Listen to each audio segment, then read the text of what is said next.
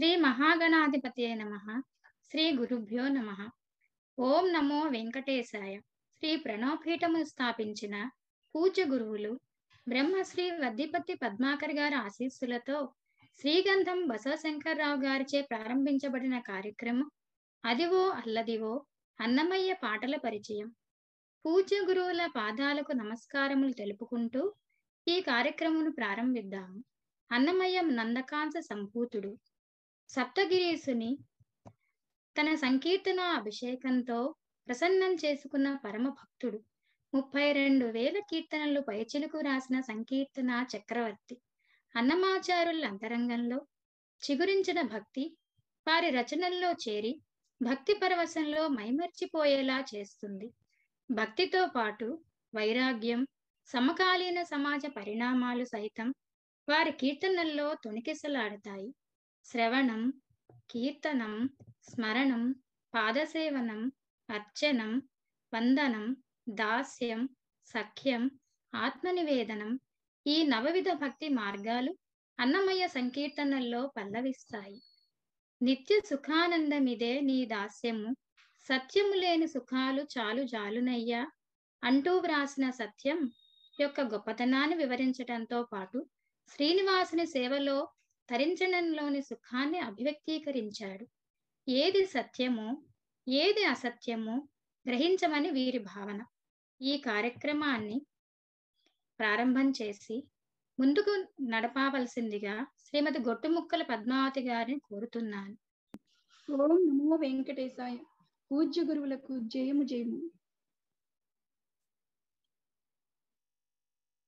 ఇప్పుడు మన కార్యక్రమంలో తదుపరి ఘట్టమైన ప్రశ్నావళిని ప్రారంభించుకుందాం. శంకర్రావు గారు, మీరు ఫార్మా రంగ నిపుణులై ఉండి అన్నమయ్య సాహిత్యం పట్ల ఎలా ఆకర్షితులయ్యారో మాకు వివరిస్తారండి? తప్పకుండా అండి. అన్నమాచార్యుల వారి సంకీర్తనలు జగద్విఖ్యాతాలు, మనందరికీ తెలిసిన విషయమే. నేను డిగ్రీ చదువుతున్న రోజులలో తొలి సంధ్య వేళలో అనగా తొలి జాములో మా ఊరు కృష్ణా జిల్లా కలిదిండి గ్రామం. అక్కడ నేను ఉదయం లేచి చదువుకునే సమయంలో వేణుగోపాల స్వామి వారి ఆలయం నుండి అన్నమాచార్య సంకీర్తన గానం వినిపిస్తుండేది. అది పద్మశ్రీ డాక్టర్ శోభారాజు గారి అదివో అల్లదివో సంకీర్తనం. అలాగే ఈ వారం మనం ముచ్చరించుకున్నటువంటి కొండలలో నెలకొన్న కొనేటి రాయడు. ఈ విధంగా తెలియని అంతటి సంస్కారవంతమైనటువంటి సంకీర్తన ప్రభావం నాలో ఎక్కడో నిగూఢంగా నాటుకుపోయింది. కేవలం చదువుకోవటం మాత్రమే కాదు, ఈ సంకీర్తనలు మిగిలిన పాటలు విన్నప్పటికీ, ఈ సంకీర్తన వింటున్నప్పటికీ ఏదో తెలియని ఆనందం. స్వతహాగా సంగీత సాహిత్యాలంటే అభిమానం ఉన్నప్పటికీ కూడా అన్నమయ్య సంకీర్తన నా హృదయాంతరాలలో చాలా బలంగా నాటుకుపోయింది. ఈ సంకీర్తనల గురించి కొంత కృషి చేయాలి. అసలు ఈ సంకీర్తనలు ఎవరు రాశారు? అప్పటికి అన్నమయ్య అనేది తెలియదు. ఈ సంకీర్తనలు ఇంత గొప్ప భావుకతతో, ఇంత గొప్ప మాధుర్యంతో, ఇంత భక్తి రస సమ్మిశ్రితంగా ఉన్నటువంటి ఈ సంకీర్తనలు ఎవరివి? వీటిని ఎవరు రచించారు? లేదా ఏ కాలానికి సంబంధించినవి? ఇలా అనేకమైన ప్రశ్నలు నా మదిలో మెదలినప్పుడు ఆ ఆధారంగా గైకొని నేను అప్పటి భీమవరంలో డిగ్రీ చదువుతున్న రోజులు. అప్పుడు అక్కడ ఉన్నటువంటి హిందూ ధర్మ ప్రచార పరిషత్, భీమవరంలో హిందూ ధర్మ ప్రచార, తిరుమల తిరుపతి దేవస్థానంలో వారి హిందూ ధర్మ ప్రచార పరిషత్కు వెళ్ళగా అక్కడ కొన్ని పుస్తకాలు నాకు లభించాయి. అవన్నీ కూడా అన్నమాచార్యుల వారి అధ్యాత్మ శృంగార సంకీర్తనలు.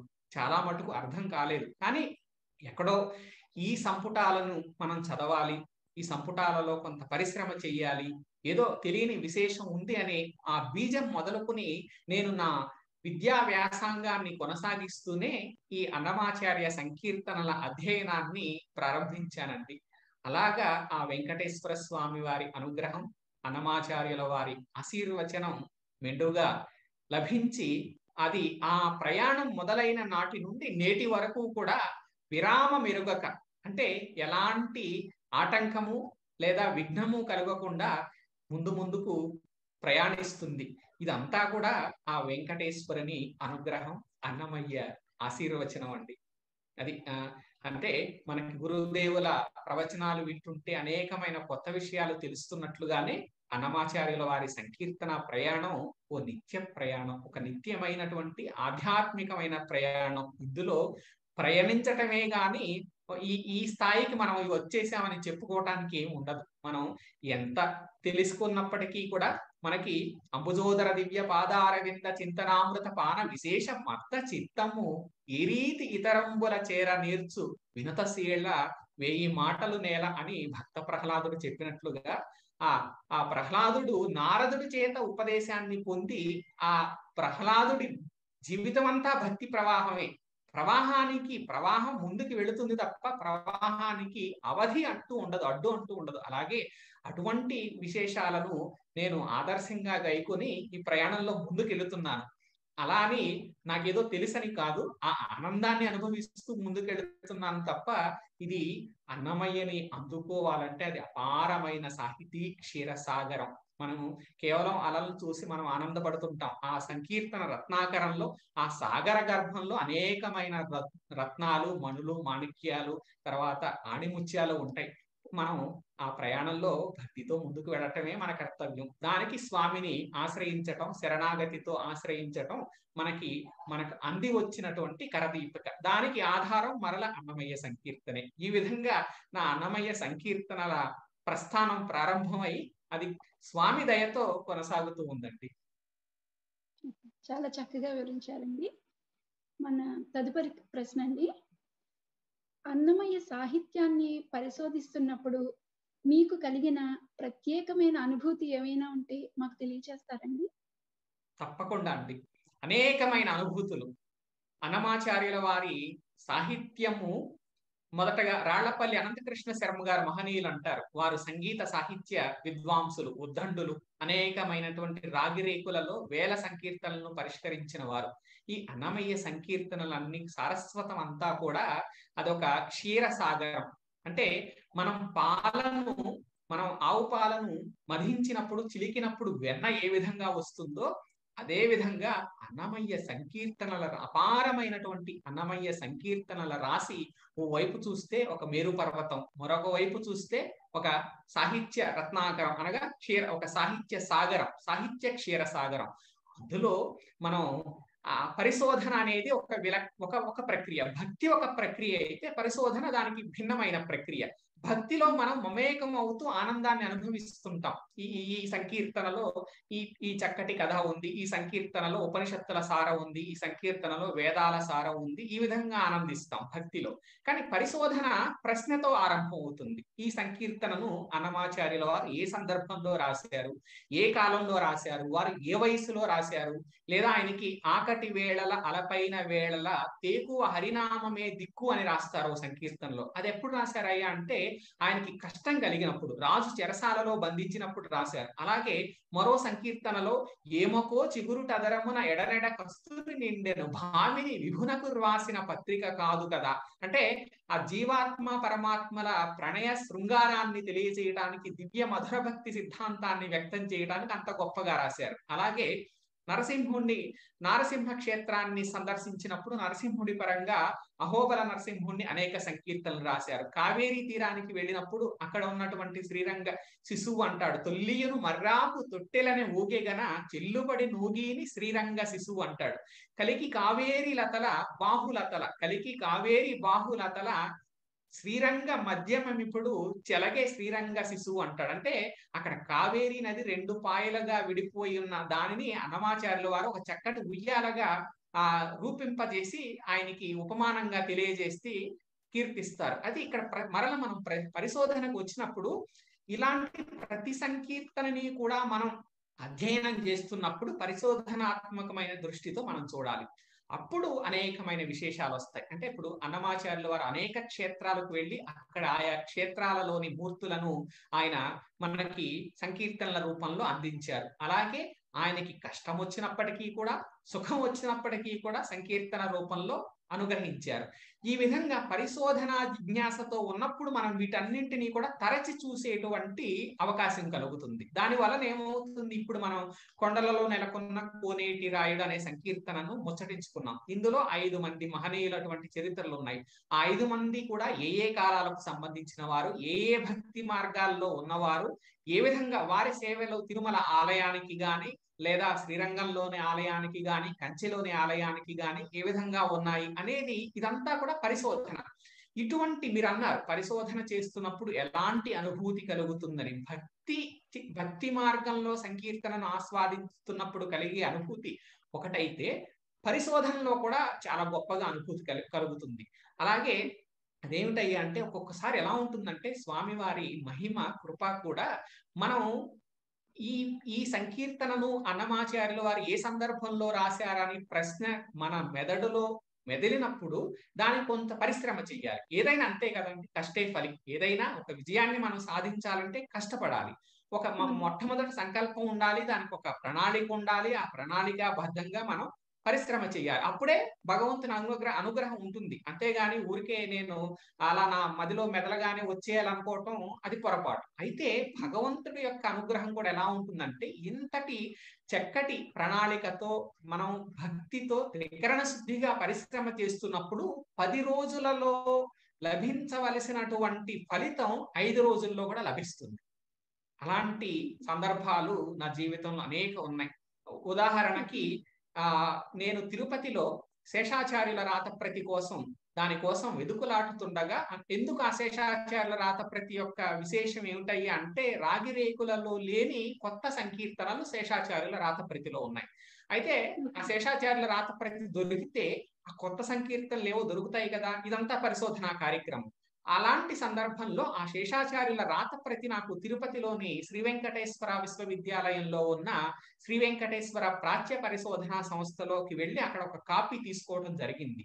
అయితే ఆ కాపీ తీసుకున్న అంతకు ముందే నాకు వెంకటేశ్వర స్వామి వారి దర్శనం, నేను ఏదో రిజర్వేషన్ చేసుకున్నాను, దాని ప్రకారం స్వామి దర్శనం అయ్యింది. స్వామి దర్శనంలో కూడా నా కోరిక అదే, ఆ శేషాచార్యుల రాతప్రతి దొరకాలి అని స్వామిని ప్రార్థించటం.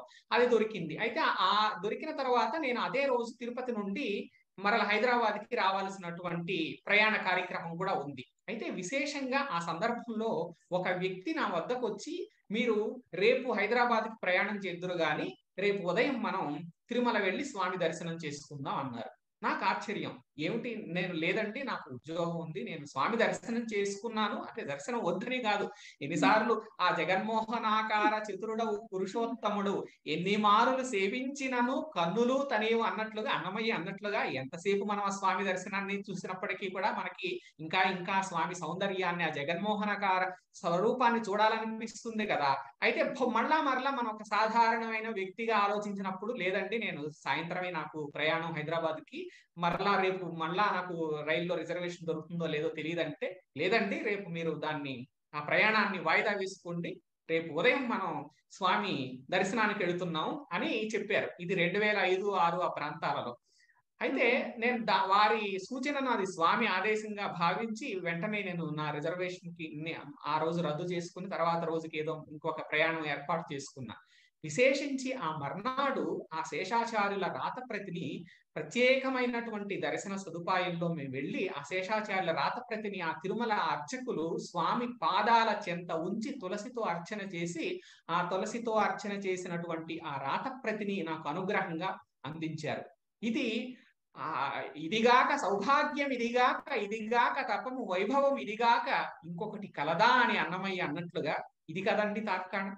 అదే అసలు ఏ మాత్రము అక్కడ ప్రయాణంలో ప్రణాళికలో లేని విశేషము ఆ రోజు అక్కడ స్వామి అనుగ్రహ సౌభాగ్యంగా అందింది. ఆ విధంగా ఆ రాతప్రతిని స్వామి పాదాల చెంత నుండి అక్కడ నిలిచి ఉండి తన్మయత్వంతో ఆ స్వామి సౌందర్యాన్ని, ఆ అనుగ్రహాన్ని అందుకుంటూ ఆ మనస్సు నాట్యం చేస్తుంది తన్మయత్వంతో. అటువంటి స్వామి అనుగ్రహంగా ఆ సంకీర్తన ప్రసాదాన్ని నేను మరలా అందుకున్నాను. ఇది నాకు నా జీవితంలో జరిగినటువంటి అత్యద్భుతమైనటువంటి ఘటన. దానిని మించి స్వామి అనుగ్రహ పాత్ర, అనుగ్రహ సౌభాగ్యము, అటువంటి అనుగ్రహ సౌభాగ్యము అన్నమయ్య పాటతో సాధ్యమైంది. అందుకే అన్నమయ్య సంకీర్తనలు వేదాల సారాలు. వేదానికి ఉండే శక్తి అన్నమయ్య సంకీర్తనకు ఉంటుంది. అన్నమయ్య సంకీర్తనలు మంత్ర సమానాలు.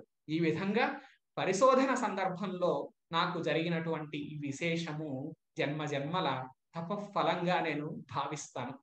అది ఆ అనుభూతి, ఆ దివ్యానుభూతి, ఆ తాత్వికానుభూతి, ఆ ఆధ్యాత్మిక అనుభూతి ఒకటైతే నిత్యము అన్నమయ్య సంకీర్తన చదువుకుంటున్నప్పుడు, అన్నమయ్య సంకీర్తన వింటున్నప్పుడు, అన్నమయ్య సంకీర్తన గురించి ఆలోచిస్తున్నప్పుడు అది వేనామాల వెన్నుడా వినుతించనెంతవాడ కానిమ్మని నాకీ పుణ్యము గట్టితివి ఇది వింతే అయ్యా అని అన్నమాచార్యులు వారు అన్నట్లుగానే ఆ అనుభూతిని మాటలకు అందంది.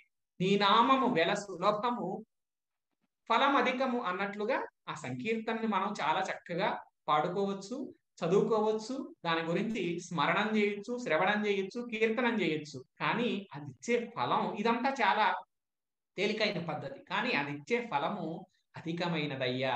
ఈ నామము వెల సులభము ఫలమధికము అన్నట్లుగా అది ఆ సంకీర్తన ఆ భక్తి సాగరంలో మునికి తన్మయత్వంతో ఆనంద నాట్యం చేయటం, అటువంటి అనుభూతులు కోకొల్లలు ఈ ఈ అన్నమయ్య సాహిత్య ప్రయాణంలో, ప్రస్థానంలో.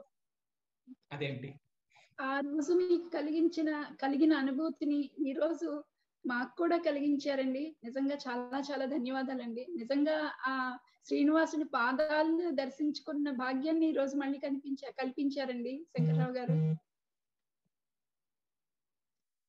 ఇకపోతే 3వ ప్రశ్న అండి. ఈ కీర్తనలో మంచివాడై మనల కరుణ పాలించిన వాడు అని అన్నమాచార్యుల వారు రచించారండి. అంటే అన్నమయ్యకు ప్రత్యేకంగా నచ్చిన కీర్తనలు అంటూ ఏమన్నా ఉన్నాయండి? చాలా మంచి ప్రశ్న అండి. అన్నమయ్యకు నచ్చిన అంటే వారి సాహిత్యాన్ని మనం అధ్యయనం చేసినప్పుడు, వారి మిగిలిన రచనలను కూడా మనం చదివినప్పుడు ఎక్కడా కూడా ఈ సంకీర్తన నాకు నచ్చింది, ఈ సంకీర్తన ఈ వర్గాంది అని చెప్పుకున్నట్లుగా లేదు. అన్నమయ్య విశేషత ఏమిటంటే, గొప్పతనం ఏమిటంటే ప్రతి సంకీర్తన కూడా ఆ వెంకటేశ్వరుని యొక్క దివ్యమైనటువంటి భక్తి మకరందాన్ని అందుకోవటానికి రచించినది. రచించటం అనటం కూడా ఆసువుగా పెళ్ళుబుకినవి అవి. అన్నమాచార్యుల వారు ప్రత్యేకించి ఈ ఇతివృత్తాన్ని తీసుకుని ఈ సంకీర్తనని నేను అందించాలి అనటం కంటే కూడా వారు భక్తి సాగరంలో మమేకం అయిపోయి ఒక అంశాన్ని ఇప్పుడు రామాయణ పరంగా మనం చూడొచ్చు, భారత పరంగా చూడొచ్చు, అలాగే వైష్ణవ భక్తుల పరంగా చూడొచ్చు.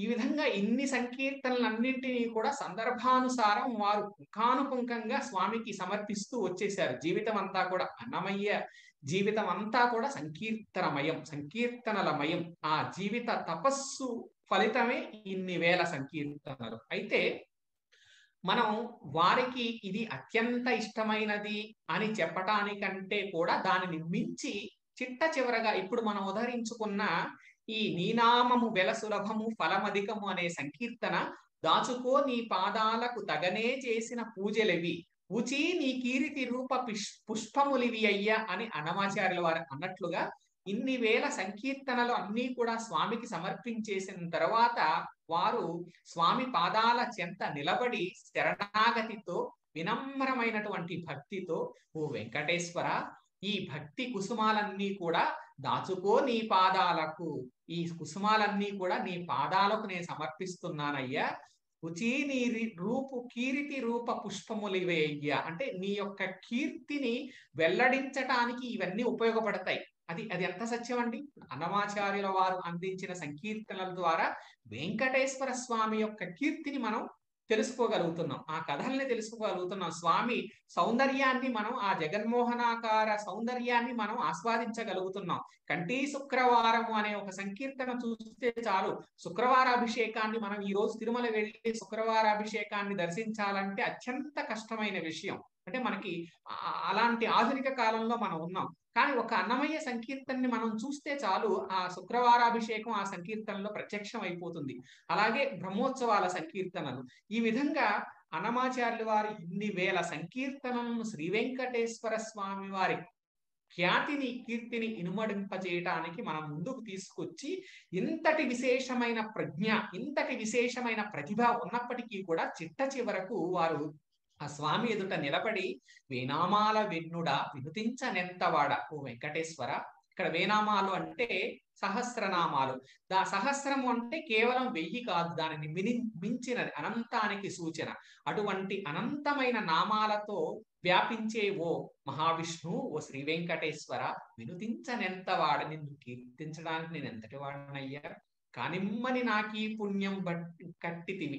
ఏదో వీడిన భక్తుడు నా కోసం తపస్సు చేశాడు, నా కోసం పరిశ్రమించాడు, నా కోసం అర్రులు చాచాడు, నా కోసం పరుగులెత్తాడు, నా దర్శనం కోసం పరుగులెత్తాడు అని నువ్వు భక్తితో నా భక్తిని నీవు స్వీకరించి మెచ్చావు అని కూడా అన్నారు అన్నమాచార్యుల వారు. నా భక్తిని స్వీకరించి ఒల్లే పాపం వీడికి కాస్తంత అనుగ్రహాన్ని అందిద్దాము అనేసి నీవు దండిగా అనుగ్రహించిన సౌభాగ్యం వల్ల నా నాలిక నుండి నా పూని నాచే నిన్ను పొగడించితివి.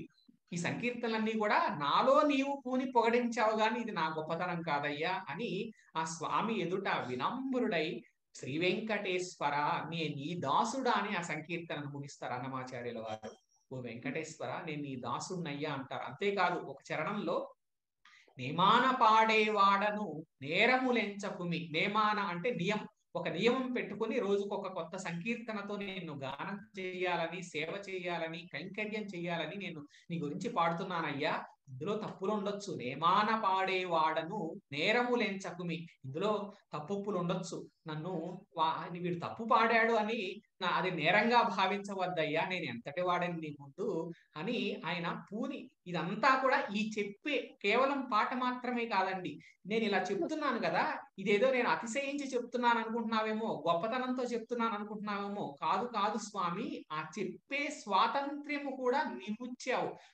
నువ్వు ఓ భక్త, నువ్వు పలకవయ్యా, నువ్వు పలుకు అంటేనే నేను పలుకుతున్నాను స్వామి, నాకు పలికేటువంటి స్వాతంత్ర్యము కూడా నువ్వే ఇచ్చావు. నేను అంతటి గొప్పవాడిని కాదు, పలికేటువంటి అర్హత కూడా నాకు లేదని చెప్పటం అనమాట. ఇదంతా నువ్వు ఇచ్చిన సౌభాగ్యం అయ్యి అంటున్నాడు. ఎంత గొప్ప విశేషం అండి. సాధారణంగా 32,000 సంకీర్తనలు, 12 శతకాలు, సంస్కృతంలో వెంకటాచల మాహాత్మ్యము, అలాగే మనకి రామాయణం, ద్విపద భాషలో రామాయణం రచనలు చేసినటువంటి మహనీయుడైనటువంటి ఆ అన్నమాచార్యుల వారు వెంకటేశ్వర స్వామి వారి పాదాల వద్ద నిలబడి నేను ఎంతటి వాడిని స్వామి నీ ముందు అని శరణాగతి సిద్ధాంతానికి నిలువెత్తు సంతకంగా నిలబడ్డాడు అన్నమయ్య, నిలువెత్తు సాక్ష్యంగా నిలబడ్డాడు అన్నమయ్య. మనము ప్రహ్లాదుడి చరిత్ర తెలుసుకుంటాం, అలాగే అనేకమైనటువంటి భక్తుల చరిత్రలు తెలుసుకుంటాం. వారందరూ మనకి ముందటి యుగాల్లో ఉన్నవారు, కానీ అన్నమయ్య మన యుగంలో ఉన్నవాడు. ఒక 500 ఏళ్ల క్రితం ముందున్నటువంటి మహనీయుడు.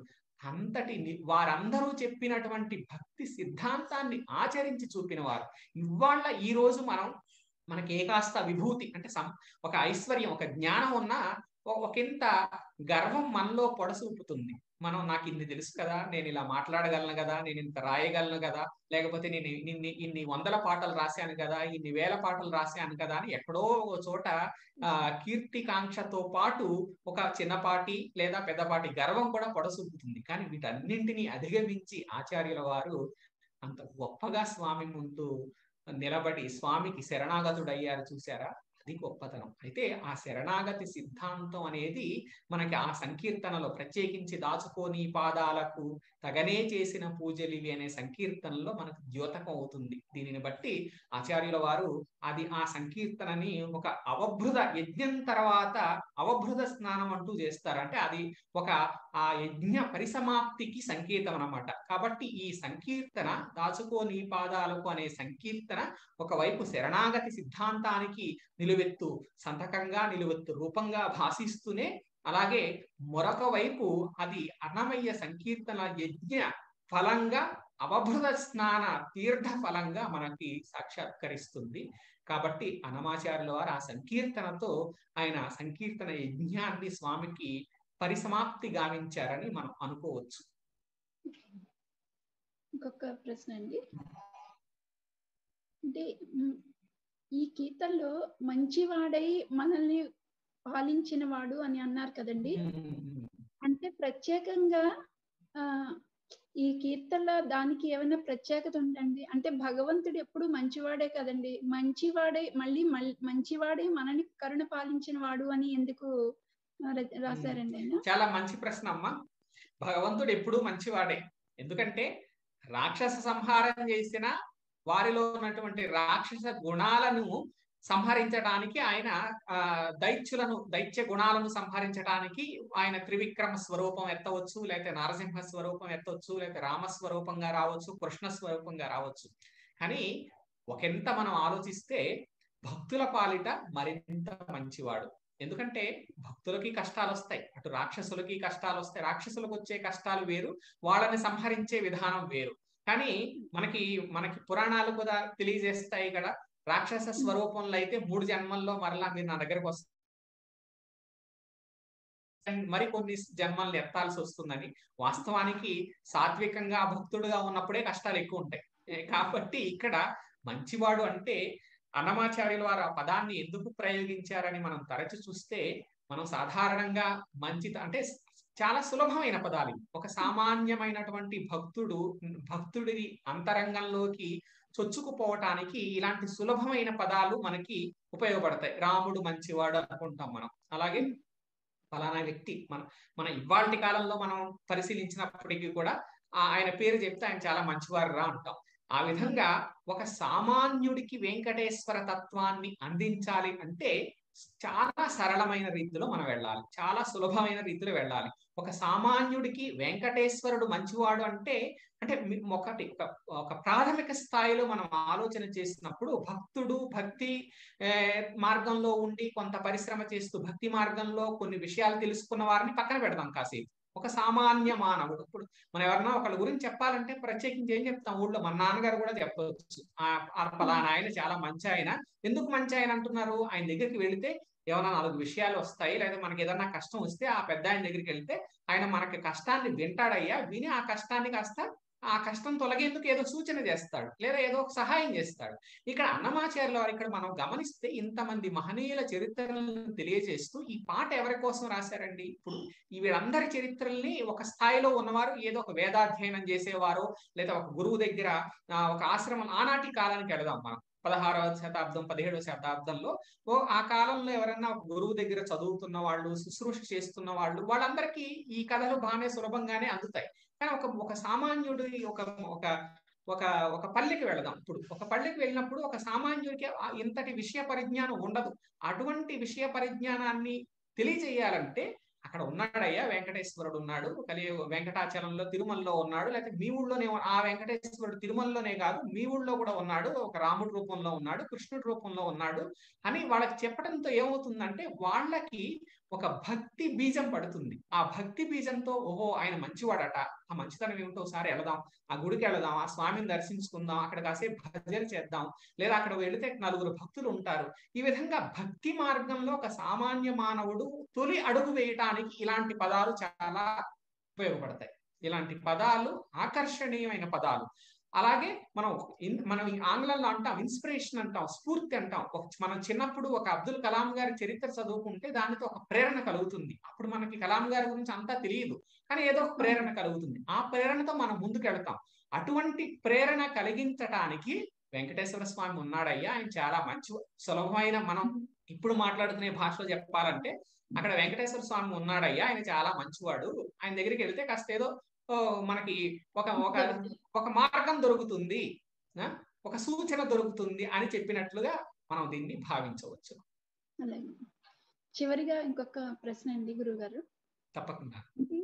ఏ కీర్తనలో అయినా ఏదో ఒక్క భక్తుడి గురించో ఎవరి గురించో వర్ణిస్తారండి, కానీ ఈ కీర్తనకు వచ్చేటప్పటికి అనంతాళ్వారు, తిరునంబియారు, కుమ్మరి భక్తుడు, ఈ ముగ్గురిని మాత్రమే ఈ కీర్తనలో ప్రత్యేకంగా పేర్కొనడానికి ఏదైనా కారణం ఉందండి?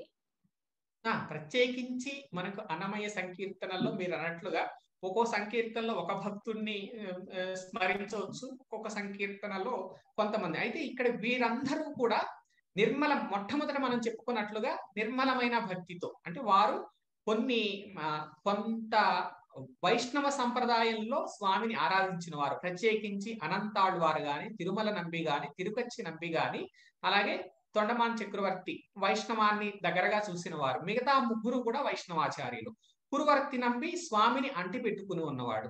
ఈ విధంగా వాళ్ళందరి చరిత్ర మీద ఒక విశేషమైన సంకీర్తన. వాస్తవానికి ఎందుకంటే ఈ సంకీర్తనలో చాలా చరిత్ర మనకుంది, చాలా కథలు. ఈ కథలన్నీ కూడా వాస్తవానికి మనం ఇప్పుడు మీరు చెప్పినటువంటి ప్రశ్నకి మరొక భాగాన్ని మనం మరొక భాగంలోకి మనం ప్రవేశించవలసి వస్తుంది. ఎందుకంటే ఈ కొండలలో నెలకొన్న కోనేటి రాయుడు అనే ఈ 5గురు మహనీయుల చరిత్రలు తెలియజేస్తున్నాయి కాబట్టి మనము ప్రత్యేకించి మొదటి చరణంలోని ఇద్దరి చరిత్రలు, 3వ చరణంలోని కథలు మనం స్మరించుకున్నాం. కానీ అనంతాళ్వారు తిరుమల నంబి యొక్క చరిత్రలు మనం మరొక వారం మనం ప్రత్యేకించి వారి గురించి ప్రస్తావించుకుందాం. అయితే వీరందరూ కూడా తిరుమల ఆలయంతో సాన్నిహిత్యం కలిగిన వారు, ఆ సేవా కైంకర్యంలో తరించిన వారు. ఇందులో ఇంకొక సామాజిక సూత్రం ఉంది, మనం దాన్ని స్మరించలేదు. అంటే ప్రత్యేకించి మరొక భాగంలో మనం దాన్ని ముచ్చటించుకుందాం.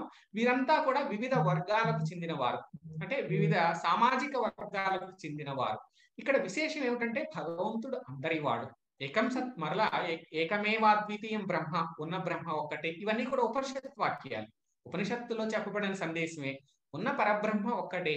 ఒక సూర్యుడు ఒక్కొక్కరికి ఏ విధంగా ప్రత్యేకించి కనిపిస్తాడో అలాగే అన్ని వర్గాల వారికి కూడా, అన్ని జీవులకు కూడా భగవంతుడు ఒక్కడే. ఆ పరబ్రహ్మ స్వరూపాన్ని అందుకోవటానికి సామాజిక వర్గాలు అవి వాటితో సంబంధం లేదు. ఇక్కడ కావలసిందల్లా కూడా భక్తి మాత్రమే. అంటే మనం ఏ ప్రాంతం కావచ్చు, ఏ మతం కావచ్చు, ఏ వర్గం కావచ్చు, ఏ వర్ణం కావచ్చు, వాటితో భగవంతుడు ప్రత్యేకమైనటువంటి అర్హతను మనకు అందించాడు. మనకి కావాల్సిందల్లా భక్తి ఉన్న నాడు మనం ఎక్కడ, అందుకే అంటాడు అన్నమయ్య మరో సంకీర్తనలో, ఎచ్చోటనైననేమి ఎందున్ననైననేమి నీ నామము స్మరించగలిగితే చాలు స్వామి అంటాడు. ఇక్కడ అది మనకి ప్రత్యక్షం అవుతుంది. ఒకవైపు రాజాది రాజు చక్రవర్తి, సంపదలకు అంటే ఆ రాజ్యంలో ఉన్న సంపదలన్నిటికీ కూడా అధిపతి. అటువంటి రాజు అందించినటువంటి కానుకల్ని కూడా వద్దనుకుని ఒక సామాన్యుడైనటువంటి భక్తుడు అందించినటువంటి మట్టి పుష్పాలను భగవంతుడు స్వీకరించాడే. అందులోని అంతరార్థం ఏమిటండి? భక్తికి ఆయనకి కావాల్సింది నిర్మలమైనటువంటి హృదయంతో, చిత్తంతో కూడినటువంటి భక్తి. అంతేగాని నువ్వు ఏ వర్గానికి చెందిన వాడివి, నీకు ఎంత సంపద ఉంది, నువ్వు ఏ ప్రాంతానికి చెందిన వాడు అనేది కాదు. విశేషించి తపోభూములు మరొక రకంగా ఉంటాయి. ఇది ప్రాథమికంగా భక్తులందరికీ కావాల్సింది నిర్మల హృదయం. ఈ విధంగా తెలియచేయటానికి ఇంతమంది భక్తులను వారు ఈ సంకీర్తనల్లో మనకు అనుసంధానించారు. అయితే ప్రత్యేకించి మనం మరొక వారం ఈ కొండలలో నెలకొన్ననే కొనసాగింపుగా అనంతాళ్ళు వారి చరిత్రని, అలాగే మనం తిరుమల నంబి చరిత్రని కూడా విశేషంగా మనం స్మరించుకుందాం, వారికి ప్రణతులు సమర్పిద్దాం. చాలా చాలా ధన్యవాదాలు శంకర్రావు గారు. మీ అమూల్యమైన సమయాన్ని వెచ్చించి మేము అడిగిన ప్రశ్నలకి చాలా ఓపికగా, ఇంత చక్కగా నిజంగా మమ్మల్ని అందరినీ తిరుమల తీసుకువెళ్ళి ఆ స్వామివారి దర్శనం చేయించినందుకండి మీకు చాలా చాలా ధన్యవాదాలండి. చాలా చాలా ధన్యవాదాలండి. మరోసారి ఈ సందర్భంలో గురుదేవులకి ప్రణామాలు సమర్పిస్తూ, మీ యొక్క భక్తి కూడా ఇక్కడ మనం అంతా కూడా ఆ స్వామి ఈ సంకీర్తనలో ఆ భక్తి మార్గంలో ముందుకు పయనిస్తున్నాం. ఎందుకంటే భక్తి అనేది సూత్రే మణిగణ ఇవ అన్నట్లుగా కూడా భగవద్గీతలో చెప్పుకున్నట్లు కూడా ఒక భక్తి నలుగురిలో ఉన్నప్పుడు అది ఇంకా ప్రకాశిస్తుంది. కేవలము మనం అది ఏకీకృతంగా అంటే వైయక్తికంగా భక్తిలో ఉండటం వేరు, ఒక సత్సంగంలో భక్తి మార్గంలో ఉంటూ మనం ముందుకు వెళుతూ ఈ ఆనందాన్ని 10 మందికి పంచగలగటం విశేషమైంది. ఆ విధంగా శ్రీ ప్రణవపీఠం ఈ వేదికని మనకి అనుగ్రహింపజేసింది. అందుకు గురుదేవులకు కృతజ్ఞతలు, ధన్యవాదాలు, ప్రణామాలు సమర్పించుకుంటూ, మీరంతా కూడా ఎంతో విశేషంగా ఓవైపు కొంతమంది స్వామికి సంకీర్తన మార్గంలో తమ గళంతో ఆ స్వామికి సంకీర్తన అందిస్తుంటే, మరొక వైపు భక్తుల యొక్క చరిత్రను తెలుసుకోవాలని మీ వంటి వారు ఉత్సాహంగా ప్రశ్నలను అనుసంధానించటం, మరొకరు చక్కగా ఈ కార్యక్రమాన్ని ఆశాంతం స్వామి ఆ సంకీర్తన మాధుర్యాన్ని ఆస్వాదించటం, మరొకరు దీనికి వలసినటువంటి సాంకేతిక పరిజ్ఞానాన్ని అందించటం, మరొకరు ఈ కార్యక్రమం బాగా జరగాలని కోరుకోవటం నిర్మలమైన చిత్తంతో. ఇదంతా కూడా అందరూ ఎవరో తక్కువ కాదండి, అందరూ కూడా స్వామి సేవలో తరిస్తున్న వారే. ఆ విధంగా నాకు నా పోటీ వానికి కూడా ఏదో నేను మాట్లాడుతూ ఆనందపడేవాడిని. అటువంటి ఆ ఆనందాన్ని మరింత ద్విగుణీకృతం చేసేట్లుగా ఈ కార్యక్రమాన్ని ఒక గొప్ప కానుకగా అందించినటువంటి ప్రణవ పీఠానికి మరోమారు ధన్యవాదాలు. కీర్తనలను ఆలపిస్తూ ఆనందించటం, వింటూ మనం కూడా ఆ పాటతో వంట పాడటం పరిపాటి. ఆ పాటలోని భావ సౌందర్యాన్ని, భక్తి తత్పరతను గ్రహించి మనసును చైతన్యం పరచడం చాలా అరుదుగా మాత్రమే జరుగుతుంది. ఈ కార్యక్రమం ద్వారా గురువు గారి అనుగ్రహంతో శ్రీ గంధం బసవశంకరరావు గారు చేసిన ఈ ప్రయత్నం వలన ఈ కార్యక్రమం భవిష్యత్తు తరాల వారికి ఆదర్శంగా నిలుస్తుంది. వారికి ప్రత్యేకంగా ధన్యవాదాలు తెలుపుతున్నాను. ఈ కార్యక్రమం విజయవంతం కావటానికి సహకరించిన శ్రీ జగదీష్ గారికి, శ్రీకాంత్ గారికి, ఆదిత్య గారికి, శ్రీమతి సుజ్జన గారికి, శ్రీమతి నీలిమా గారికి, శ్రీమతి కావూరు పద్మావతి గారికి, శ్రీమతి లక్ష్మి గారికి నా కృతజ్ఞతలు తెలియజేసుకుంటున్నాను. బలం విష్ణోః ప్రవర్ధతాం, బలం విష్ణోః ప్రవర్ధతాం, బలం విష్ణోః ప్రవర్ధతాం, బలం గురోః ప్రవర్ధతాం, బలం గురోః ప్రవర్ధతాం, బలం గురోః ప్రవర్ధతాం. నమో నారాయణాయ.